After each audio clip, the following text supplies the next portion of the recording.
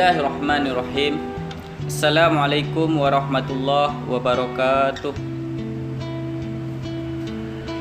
Innal hamdalillah nahmaduhu wa nasta'inuhu wa nastaghfiruh wa na'udzu billahi min syururi anfusina wa min sayyiati a'malina. May yahdihillahu fala mudhillalah wa may yudlil fala hadiyalah.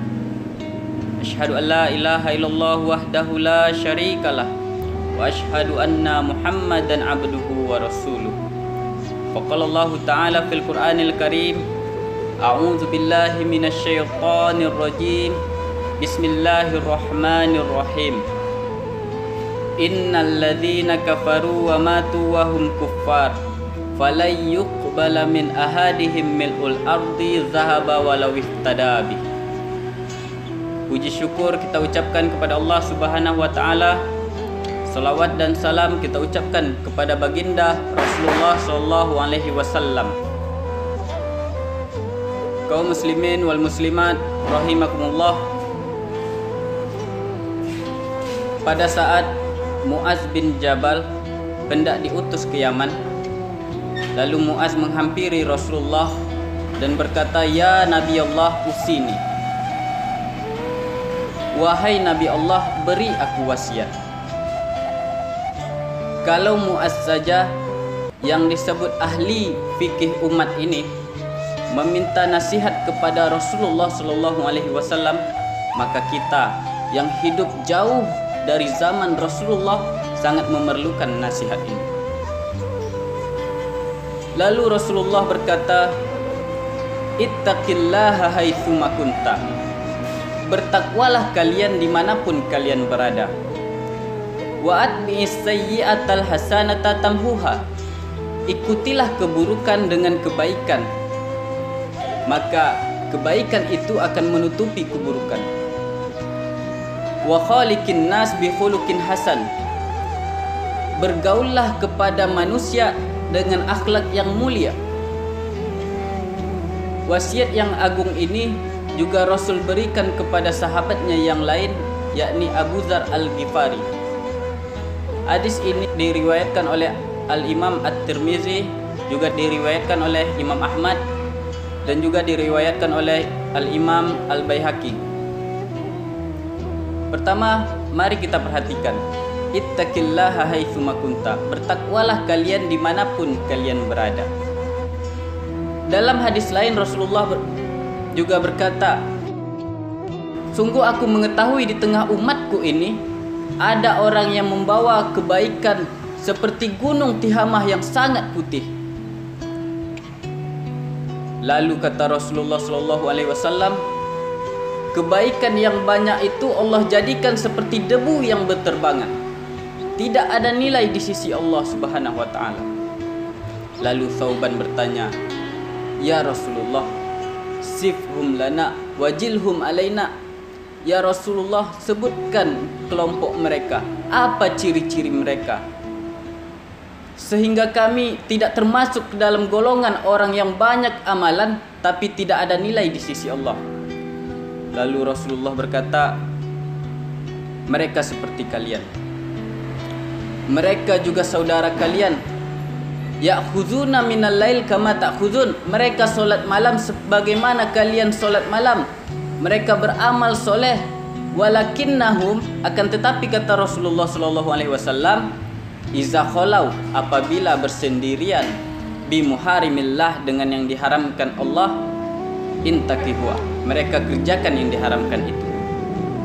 Maknanya dia tidak taat kepada Allah dalam setiap keadaan. Dia hanya taat kepada Allah mungkin hanya dalam keadaan mungkin orang ramai, hanya di hadapan orang banyak. Tetapi apabila dia bersendirian dengan yang diharamkan Allah, dia kerjakan yang diharamkan itu. Inilah ciri-ciri orang yang yang bertakwa kepada Allah Subhanahu wa taala, tidak dalam setiap keadaan. Sebagaimana kita lihat di setiap bulan Ramadan, orang-orang banyak yang berubah total.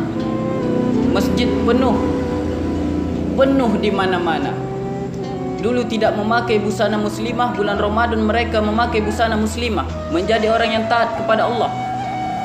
Dulu tidak banyak berinfak, bulan Ramadan mereka berinfak. Mungkin mereka mendapatkan hadis Rasulullah, "Man qama Ramadan imanan wa ihtisaban ghufrana lahu ma taqaddama min dzambi."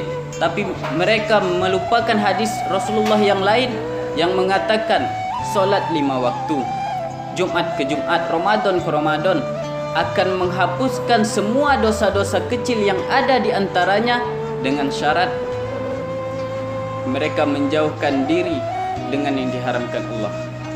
Mereka menjauhkan diri dari dosa-dosa besar. Mereka hanya taat kepada Allah, tidak dalam setiap keadaan. Sebagaimana Allah katakan, fa idza raqibu fil fulki da'allaha mukhlishina lahuddin falamma najjahum ilal barri idzahum yusyrikun.